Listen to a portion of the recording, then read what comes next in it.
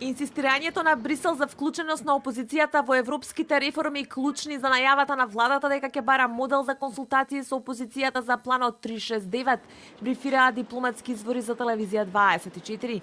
Ова според истите извори им било кажано и на владините функционери на средбите со представниците на Европската комисија. Според истите извори препорака дека Брисел очекува вклученост и на опозицијата во подготовката на клучните законски измени, особено во судството, добила и ВМРО ДПМН.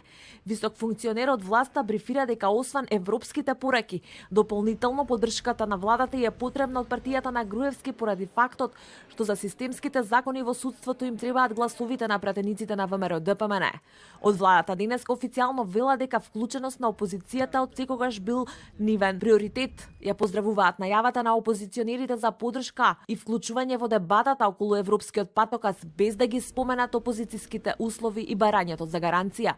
Доколку станува збор за официјален став на ВМРО ДПМН, добро е што опозицијата покажува подготвеност да се приклучат на процесот 369, односно реформите кои се од суштински интерес за граѓаните на Македонија. Илија Димовски од ВМРО ДПМН пак вчера во изјава за телевизија 24 порача дека опозицијата ќе се вклучи во процесот и ќе даде поддршка за стратешките реформи, но условно, односно дека владата ќе мора да гарантира дека ќе престане да ги игнорира и по автоматизам да ги отфрла сите нивни иницијативи. За разлика од ВМРО ДПМН, од БЕСА вела дека дополнително ќе размислуваат дали воопшто ќе станат дел од евентуалните консултации. Кога ќе добиеме таква покана, ќе размислиме дали ќе се појавиме. Искрено се сомневаме во искреноста на владата да вклучи опозицијата во европските реформи. Доказ за тоа е фактот што им текнува да се консултираат откако помина половина од месеците кои ги предвидува во планот.